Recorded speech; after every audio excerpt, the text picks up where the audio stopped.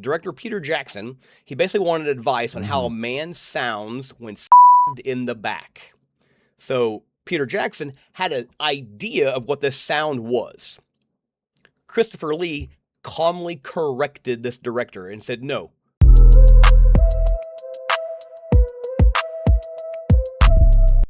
Leroy Jenkins. Sorry. Leroy Jenkins.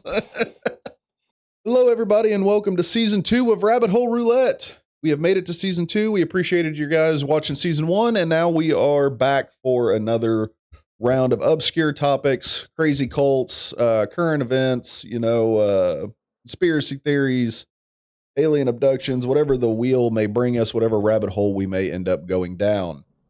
For fun, let's go ahead and discuss our current wheel topics. I love fun. So, this is exciting. The Season 2 wheel has 8 brand new topics for us to discuss. Starting off, the first topic that's up for potential discussion is smoke on the water. Not the when song, fire breaks. When fire breaks out at sea, everything that can go wrong does. We love a good seaman story. Topic number 2. Oops, that became iconic when something went wrong and somehow ended up being remembered forever. It's like Britney Spears. The most interesting man who ever lived, part 2. A soldier, a spy, a vampire, a wizard, and a heavy metal icon all lived in one lifetime, and no, that's not 5 people. This is literally my favorite. Very intrigued by that one. You know the movie, but not the story. You know the stories, but you don't know what inspired them. All sound like very interesting topics. I'm looking forward to that. Good job. And those were all, of course, submitted by one Mr. Tony O. Oh. Now, the Matty P side topics. To the point topics. I love it. Forced love doesn't survive. So the way I did mine, instead of the little kind of descriptive clue you did, Yep. all of mine somehow tie into the topic, but they're actually hidden within these clues. Oh, okay. I love a good clue. So first one, forced love doesn't survive. I took a lot of time on this one. That one sounds like a Lifetime movie channel.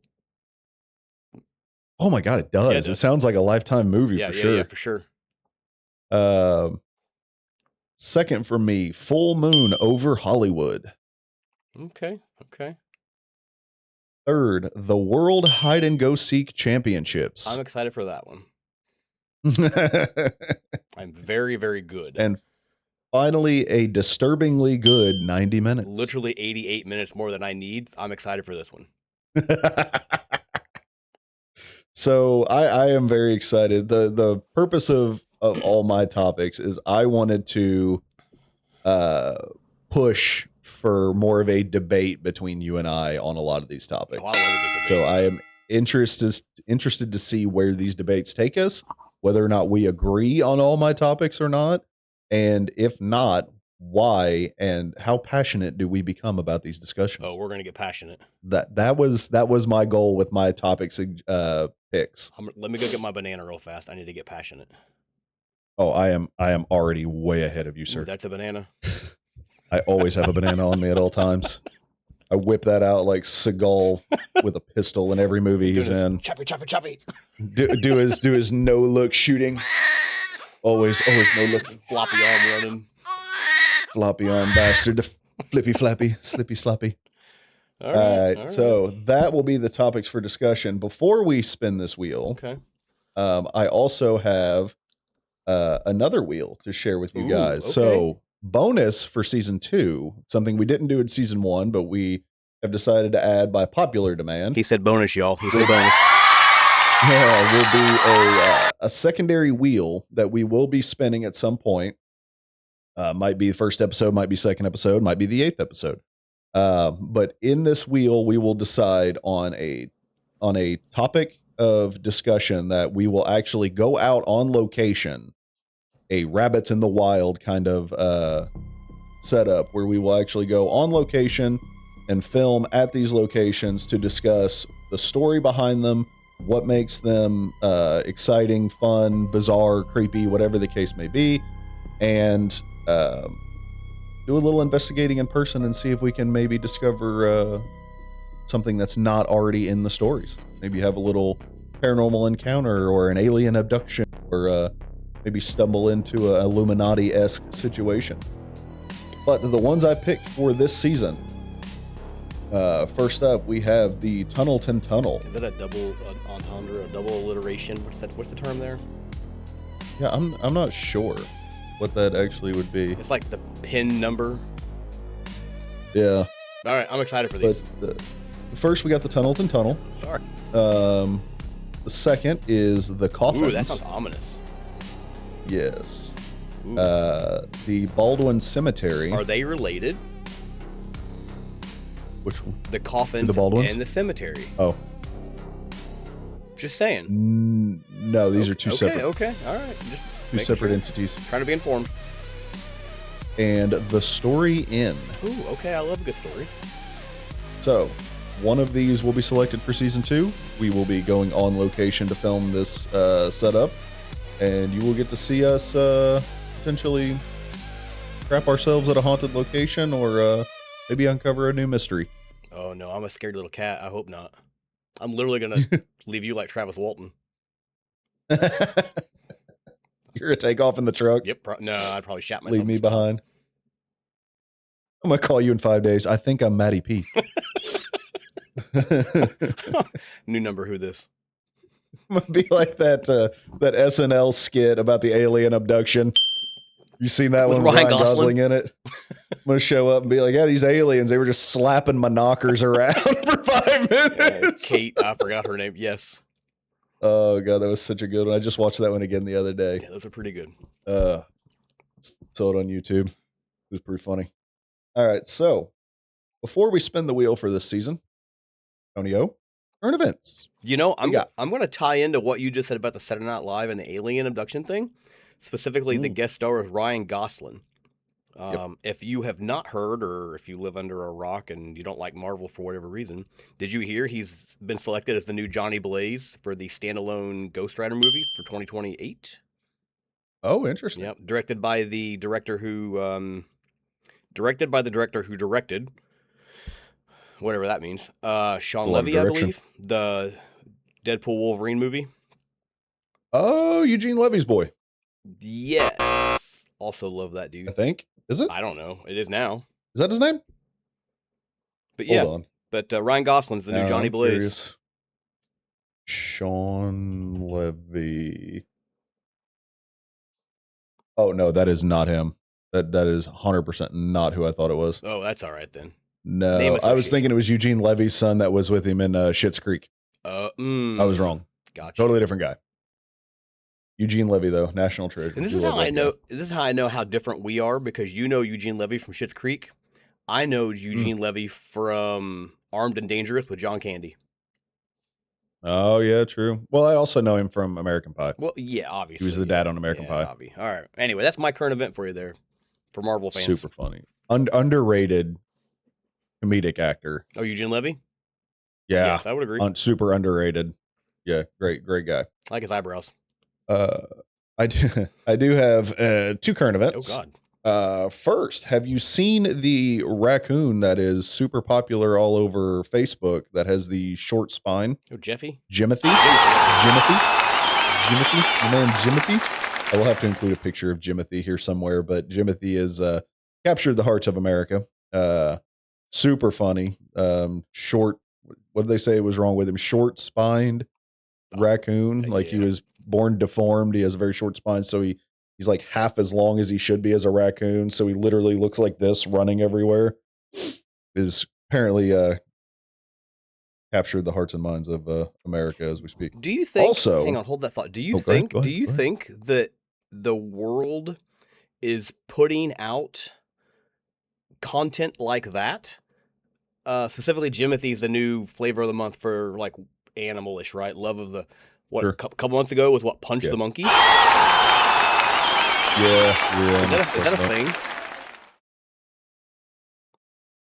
Think about it. think it's a I plant. don't know. Anyway, that's all I got to say. I'm going to put him in a fight club and see who comes out to the death. Oh, Jimothy versus Punch. we do a disabled animals fight club. I feel like that's in bad taste. South Park literally did cripple Right up fight. there with. Well, yeah, and what was that one guy that did like the homeless fights or whatever, the homeless fighting league or whatever the hell it was called? You know what I'm talking about? The guy that went around and paid homeless people like $20 to fight each other. Homeless Mike won that in the Prius. So that was my good current event. Oh. So here's my potential horrible current event. Okay. So you know everything going on with the Strait of Say it. Hormuz. Yeah, thank you. I knew you'd get it. I do. Thanks for the clarification I've there, been there. Taylor. Yeah, I figured. So the news is currently warning of a possible, let me hold this up so I'm not looking down at the ground. A possible ecological catastrophe could be fueled by stalled ships as conflict over the Strait of Hormuz continues to block traffic on the passageway, according to scientists. They said continued closure at the Strait of Hormuz could trigger a super spreader event of invasive species as marine organisms attach to the idle vessels and get transported to other ecosystems around the world, according to a paper published in the journal Biological Invasions. So what they're saying is because of all this conflict going on over there and the ships are just stuck sitting for so long, and I'll let you elaborate more on this because you're the sailor of the group. I'm not actually. You were. The ships are sitting so long that certain species in the water are latching onto the hull of the boat. Correct me if I'm wrong. Yeah. The hull of the boat. Ship. And then when the boats are finally allowed, ship. And then when these ships are finally allowed to move on, these things are staying attached and then getting into ecosystems they were not originally in. And they can cause a biological catastrophe for the sea life that is currently in those areas. So they're immigrating someplace else. Basically. Donald Trump's going to claim this and be like, we need to immigrate. We need to put a wall up. We're going to build a wall. So yes, that's the ocean. That's what happens. Yes. That seems correct on what you're describing. Ariel cannot be allowed to migrate from the Atlantic to the Pacific. Oh God, that's cancel worthy right there. That's terrible. Man, you hate to see it. You hate to see a good channel go down. No. All right, but that was my bad news for the day. Current events. Saw that one yesterday. I thought I'd bring it up with you because it was ship related. I knew you'd enjoy that. Here's a ship related fun fact. So many years ago, I was on a ship. We had just moored or pulled into Australia. Literally, ship pulling into port. We pulled into Australia. Multi-billion-dollar ship pulled into Australia. And in order to get fresh water while on the ship, you have water intake valves that pull in seawater. They desalinate it. It goes through a whole big process, and then it becomes potable drinking water or usable water, right? So we pulled into port in Australia. Yep. And we're still obviously using the water desalination, so we're bringing in water for the water intakes. And we sucked up a pod of jellyfish that completely disabled the entire ship's water supply. We had to pull out after like 2 days because we were completely crippled in port because of a pod of jellyfish. $1 billion ship taken out by some jellyfish jelly. Yeah, that's exactly what happened. That was terrible. Yeah. That's insane. Yeah, any sailors of mine know that. They remember that. Yeah, there are filters, but it didn't matter. They got sucked right in. They just sucked them through? Yeah. I guess they are. Yeah. They're gelatinous. Soft creatures. Yeah. Well, hence the term jellyfish. Yeah, they get sucked right in. Yeah, fun fact. Oh, no. Yeah, speaking of ships. All right, my man. You ready to spin this first wheel? Yeah, let's do it to it. Spin it. Spin it. Spin it. Spin it. All right. What is topic number 1 going to be for season 2 of the greatest new podcast ever put on YouTube? I like your intro to this. You like that? All right. It's like the Greatest Showman. Do it. 3, 2, 1, let's go. Anything that you're not excited for on this? Not especially. This one? Oh, that's fitting. We started season 1 with the most interesting man in the world. All right, interesting man in the world, part 2. Okay. A soldier, a spy, a vampire, a wizard, and a heavy metal icon all lived in one lifetime, and no, that's not 5 people. All right. That is a That's a 20 mouthful. special, so take it away. That's literally the mouthful like the banana. Mm-hmm. So my idea behind this was I tried to look at individuals that I thought were just interesting as actors, and who really is so diverse in roles. And if you had to select Mr. Diverse or Mrs. Diverse as an actor, actress, in movies or TV shows, who would you think is the most diverse? So I think I know who this person might be. I hate you. I hate you already. Based on the description, but I cannot for the life of me remember his name. But is this? You're thinking Michael Jackson, I bet. No. Oh. No, well, he would be the vampire. Can I take a guess on who I think this is? Yeah. I love guesses. I love now it. again, I can't remember his name, so I'm gonna have to describe him. But is this You the also guy name a that? character. That's what I was gonna do. That played Count Dooku on Star Wars. It is. Also Sauron in Lord of the Rings. Yes. So the only one I can remember is Sir Ian McKellen, but I cannot remember this guy's name. But he was also James Bond at one point too, correct? He wasn't James Bond, but I think he played a villain. Ah, that's it. Or I knew he was played a in spy or something in that, or whatever it was. So you're talking about Sir ChristopherLee. ChristopherLee, thank you. Sir Okay, Christopher Lee.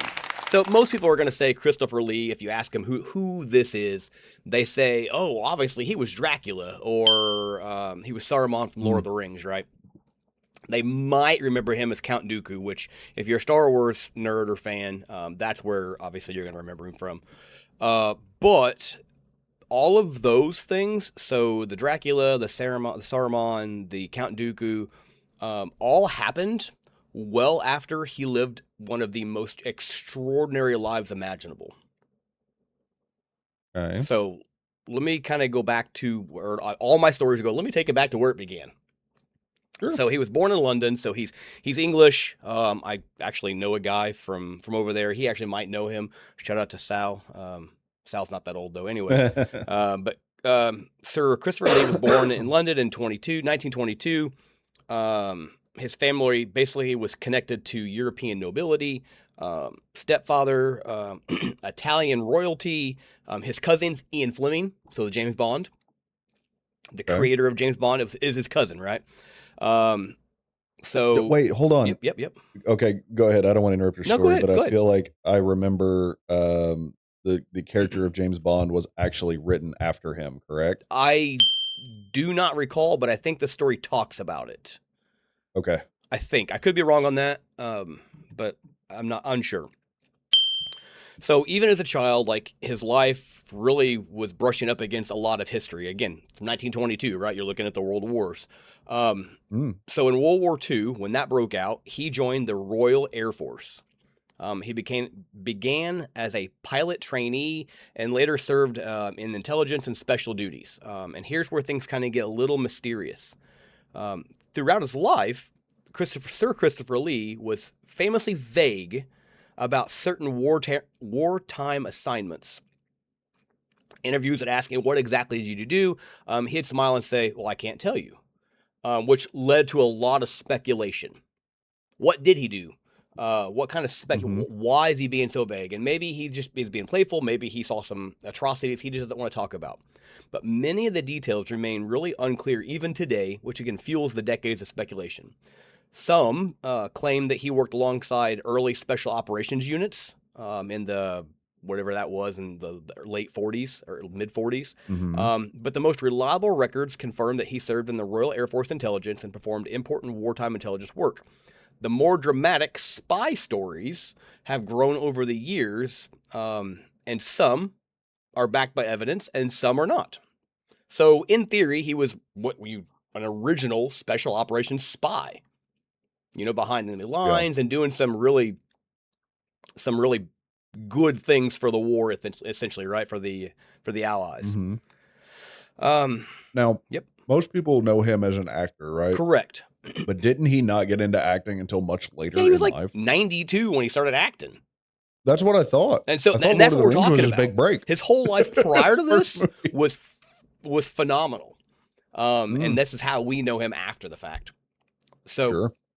one of the most famous stories happened really decades later while he's filming Lord of the Rings. So Lord of the Rings came out filming in what? I don't know, was that late 90s or early 2000s? Early 2000s, I think. Early 2000s. For So sure. director Peter Jackson, he basically wanted advice on how a man sounds when stabbed in the back. So Peter Jackson had an idea of what this sound was. ChristopherLee calmly corrected this director and said, no, people don't scream, they gasp. The crew, everybody that heard it was like, what? What are you talking? Why does this old man know this? What are you talking about? And the thing, Well, you don't see it coming, right? Yeah. And then typically you're going to get punctured in the lungs. You're going to be like, yeah. And so how did he know this? So he quietly explained that he'd heard the sound during the war. It's just one of those moments where, you remember that sound, and then him telling this story, everybody remembered the story, and they remember what he was talking about. So this wasn't just an actor to be a warrior. He'd seen war firsthand, right? So again, talking about Saruman, being in the war and all this and in the movies, he had actually lived a war and knew the sound of a dying man getting stabbed in the back. That's wild. So after World War II, he struggled to find jobs, and he started looking into acting jobs. And then the role that really changed everything for him was the role of Dracula. He would play the famous vampire numerous times, but eventually he grew tired of playing Dracula because he thought that people would only remember him as Dracula. So he tried to find other characters that kind of fit his bill that he could mold into and basically create shape, right, and create life with. So that led to another legendary career.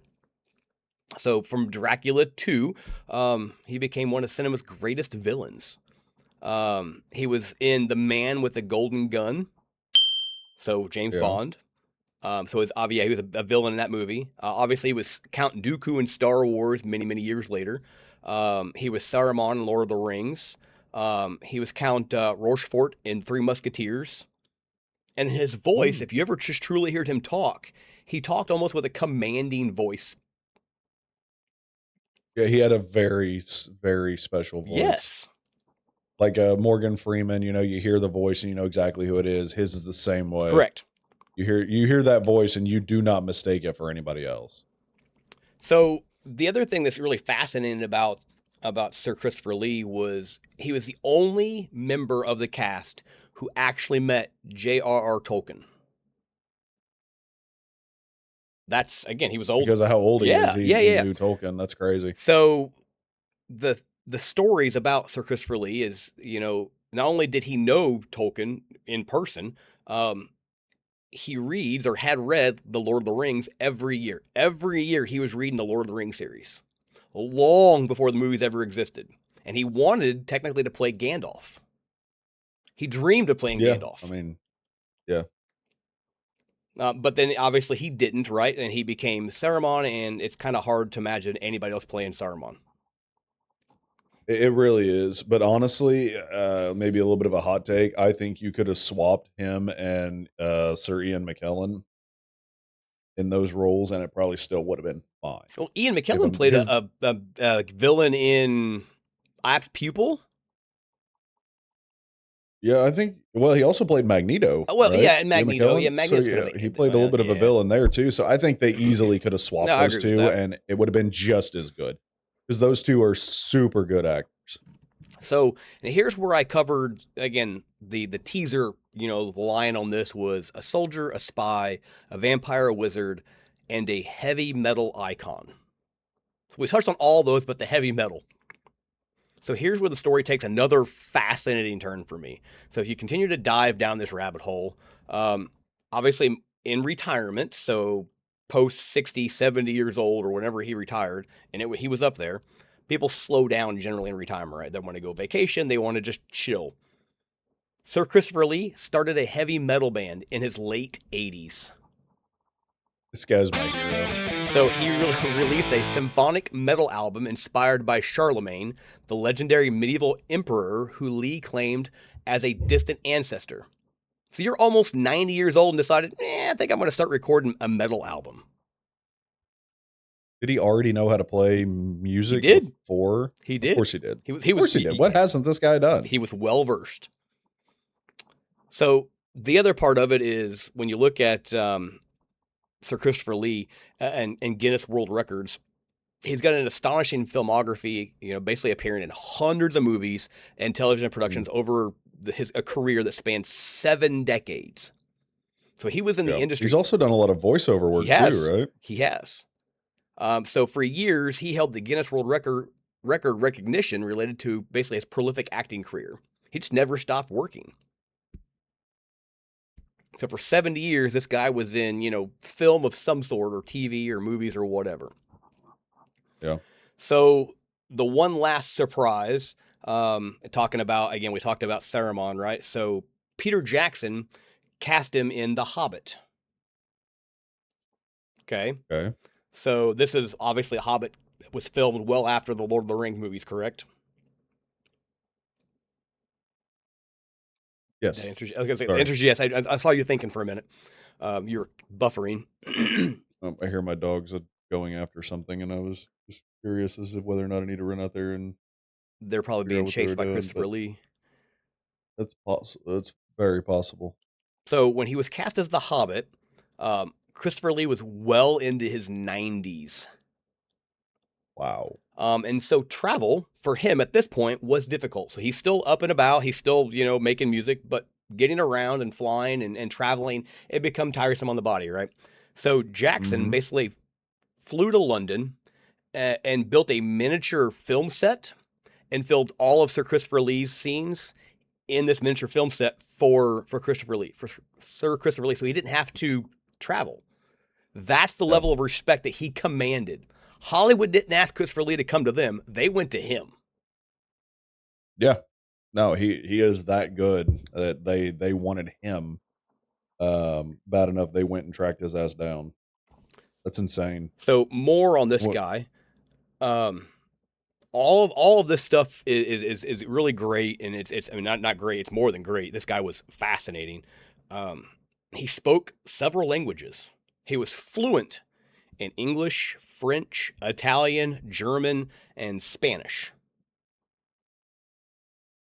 That's a lot of languages, my man. I struggle hard enough with just English. That's 5.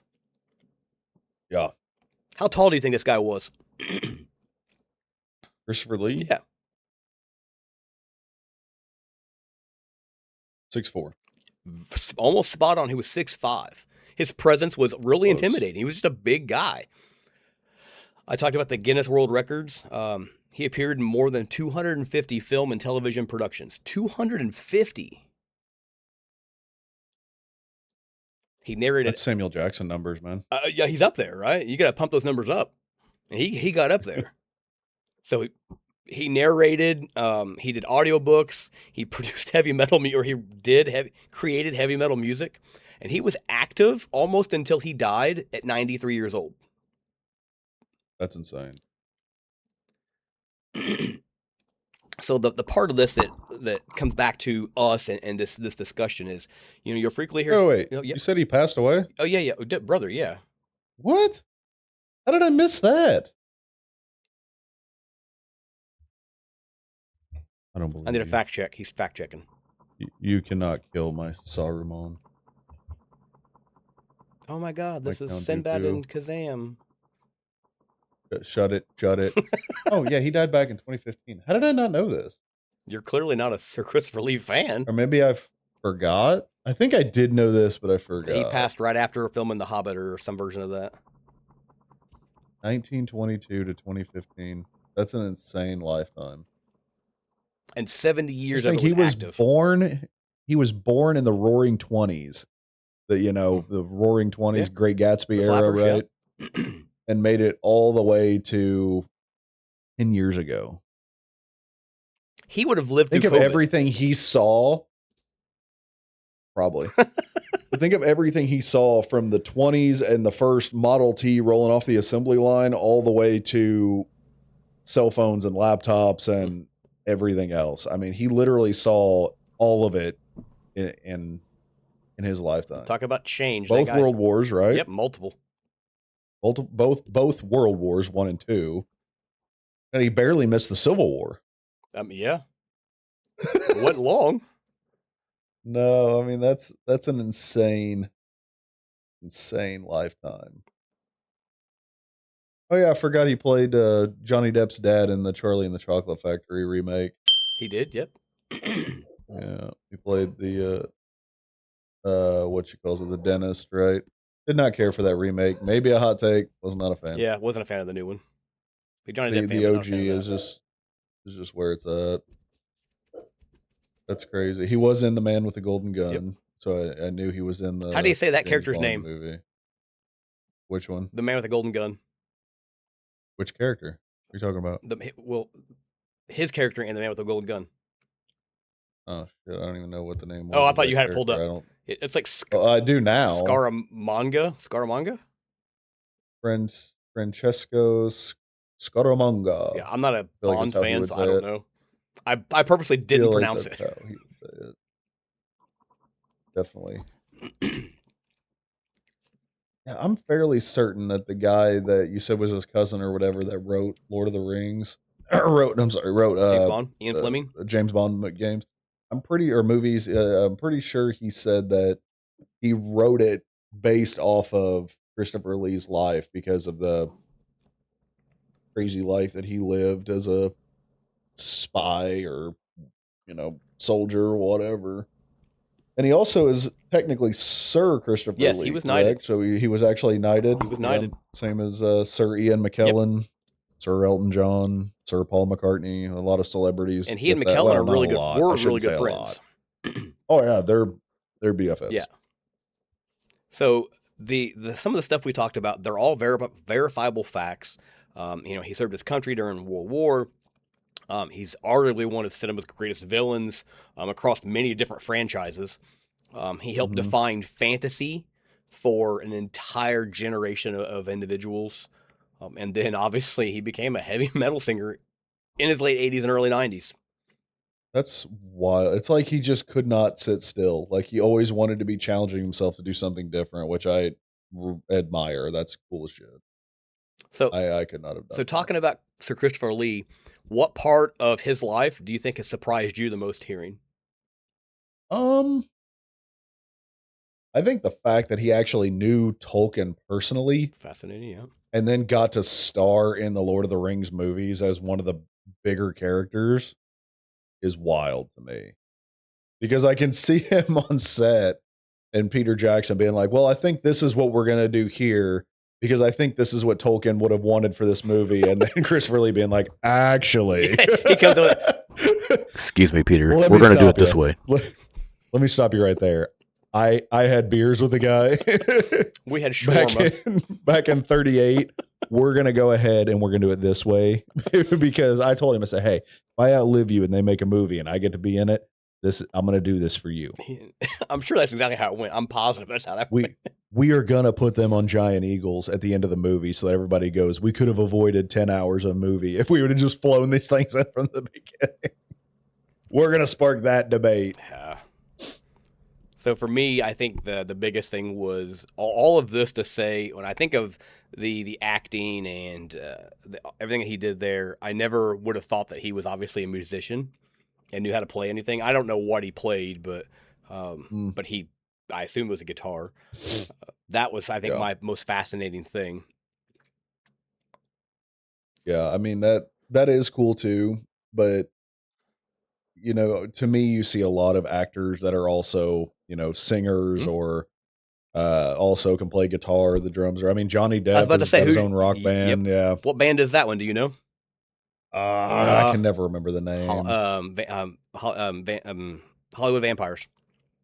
With Alice Cooper. That also adds up. Alice Cooper, I think Joe Perry from Aerosmith. Oh, yeah. Johnny Depp, and then somebody. I don't know the fourth one. Hollywood Vampires. Hollywood vampire. So, kind of closing this out for me, the idea behind Sir Christopher Lee is the most fascinating thing in this is most people become famous for like one extraordinary thing. Sir Christopher Lee kind of actually then became famous for like 4 or 5 different things. Yeah, I mean, a lot of people are like they're a soldier and then that's it, Yep. or they are, you know, Accolades a musician and that's it, Yep. or they are an actor and that's it, or they may dabble, you know, between those Sure. two, they kind of can intertwine. But to see somebody that has done so much, inspired so much, I mean, and again, it just blows my mind that he got to hang out with Tolkien, knew him personally, and then also starred in a movie about his books. Because you, depending on when Tolkien was working on them books, he could have been like, "Hey, man, what are you writing?" And he's like, "Oh, I'm writing this book series. I'm calling it, you know, Lord of the Rings, you know, the Fellowship of the Ring, whatever he may have been working on at the time." And he's like, "Oh, well, let me read it." And he reads a little bit. He's like, "That's trash. That ain't going anywhere." And then later on, was in his movie. Read it every year, they said. That's how I imagine that going. And all his time to have, you wouldn't think he had a lot of spare time. But in all the spare time that he did have, he read the Lord of the Rings series. Oh, I'd imagine. He just didn't sit and take... He probably proofread them. Probably checked for grammatical errors. Oh, yeah, I remember this scene. Yeah. Oh, yeah, I remember when I told him to change that right to that. And Yep. Also, it looks like he only had one daughter, if I'm reading this right. And her name was a little bit odd. No, I lied. Her name was not odd. It is Christina Erica Lee. Definitely odd. 2 first names.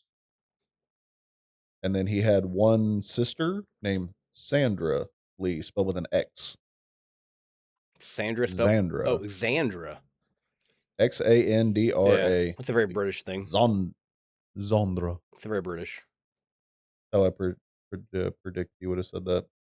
But yeah, that is really cool. That guy. I have heard some about his history because it, like you said, it is just absolutely mind-boggling. The fact that he literally hung out with a legendary fantasy writer like Tolkien.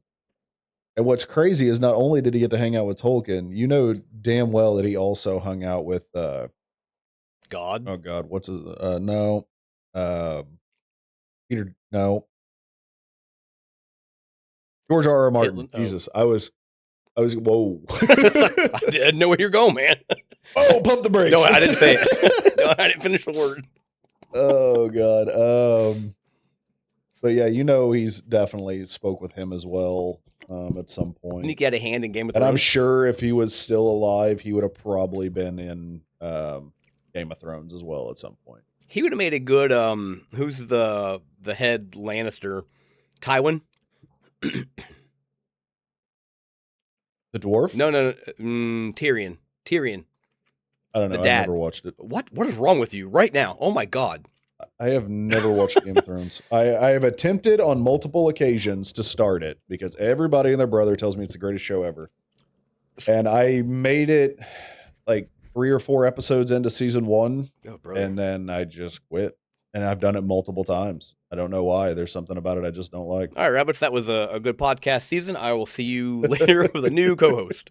Everybody says the same thing, right? Once you get past season 1, everything season 1 was good. Pops off. See, yes, it popped off, but it was definitely either way. The whole point of this was saying if you go and you try to Google or try to watch scenes with the Lannisters, the patriarch, the daddy Lannister, who's basically Peter Dinklage's father, and Big Daddy Lannister. Cersei's dad, and anyway, I think his name was Tywin or Tyrion, whichever one Peter isn't. The dad was the other name. First off, he's a terrible father based on the ongoings of his son and daughter. I would agree. Yes, I would also agree. But Sir Christopher Lee, I think, would have been an excellent cast for that that position. For sure, I know which guy you're talking about. Yeah. Yeah. So I've seen a ton of clips from the show. Like, of course, you see it on reels and stuff like that. So I have seen way more of the show than I claim to have seen by just watching the first 4 episodes. Like, obviously, I know about the character, the Mountain, and the Hound, and Jon Snow, and I know, and the what is it, the Night King or whatever, the The Yeah, Undead. so I know a lot about the show. I know how the show ends. I know It's how terrible. most of the main characters It's die, terrible. but I have never actually sat down and watched it beginning to end. It's so good. There's so much titty.